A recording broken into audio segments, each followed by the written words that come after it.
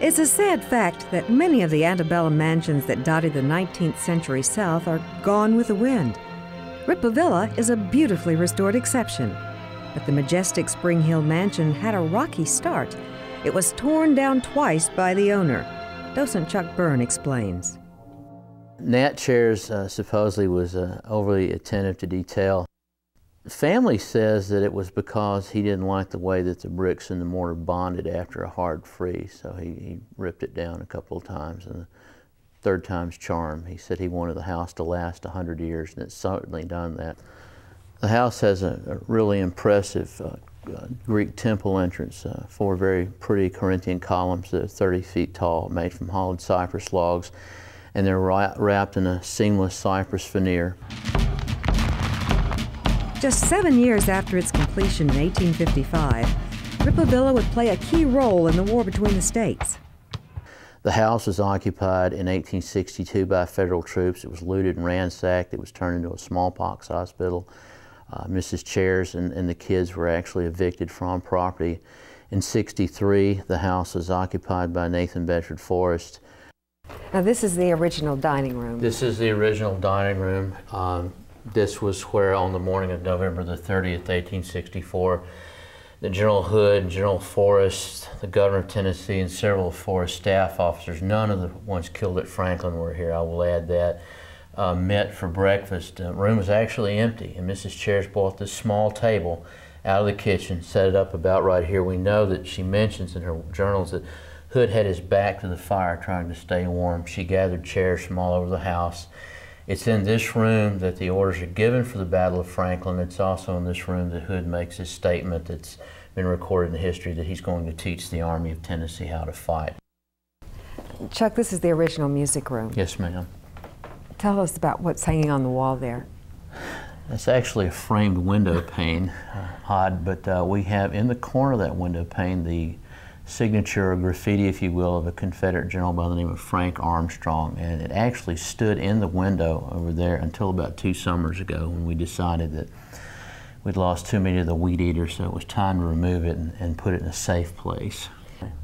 And then some of the furniture is original? The sofa, the Empire sofa, is original to the house, was returned to us. This music box is an original piece, was given back to us by the family. It plays several songs, kind of on the principle, if you remember the old Jack in the Boxes we used to play with when we were kids.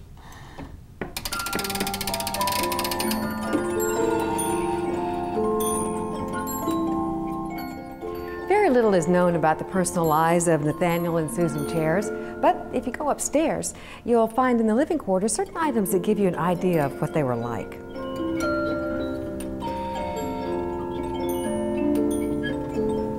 This is the master bedroom. Yes, this is Susan and Nat's room. The bed is original. This is circa 1850, so this is what they bought once they got into the house. Docent Thelma Ring guides visitors through the 10,000 square foot mansion and through the lives of Nathaniel and Susan Chairs. Another bedroom. Another bedroom. This is Genies Bedroom. She's the oldest child. There's a lot here that tells us about Susan and little things about her. Right. But we don't know a lot about Nathaniel from what we see in the house. No, you don't. He was off at war so much, and we know his war records and that, but the house really shows us Susan. Thelma, this is sort of a snapshot of what Susan was about and what she liked.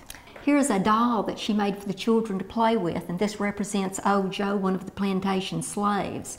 Here's one of her music books. Now, she played the piano, she played the zither. Here's one of her photographs. This is Susan and little Sally. And there at her neckline, she's wearing a brooch, which is the pin in the shadow box. Now, Nat gave this to her before he went off to war. It's got his picture in it. He wanted to make sure she didn't forget him. Okay, now this is the museum room. Here's the doll that was in the doll trunk in the children's room. It's a porcelain doll dressed in velvet, lace, leather, and mink. I don't think she was ever played with because she's in perfect condition. The family Bible with some of the entries that were made into it. Here we have Nate's Masonic apron, his Masonic sword. This is the original furniture that they had downstairs in the grand parlor. We have every piece of it. Even more of the straight chairs. We just don't have room up here to put them. In addition to a world of historical artifacts, visitors might catch a glimpse of another world entirely.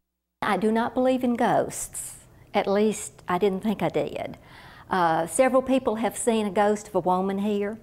And late one night after a dinner, I was putting up the chairs in the closet downstairs under the staircase, looked toward the front door just in time to see a woman walk from the front door into the grand parlor. Now, Mady was here with me, and I thought, good, she's back here and we'll get the rest of the things taken down. Then it dawned on me, that wasn't Mady, she was wearing pants. This woman had on a long dress.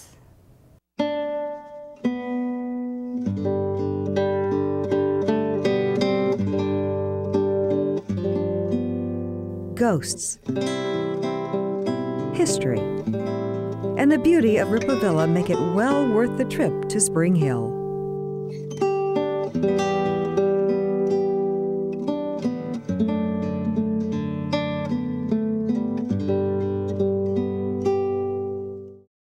Tennessee Civil War 150 is made possible in part by Tennessee Department of Education, Tennessee Civil War Sesquicentennial Commission, and Tennessee Civil War National Heritage Area.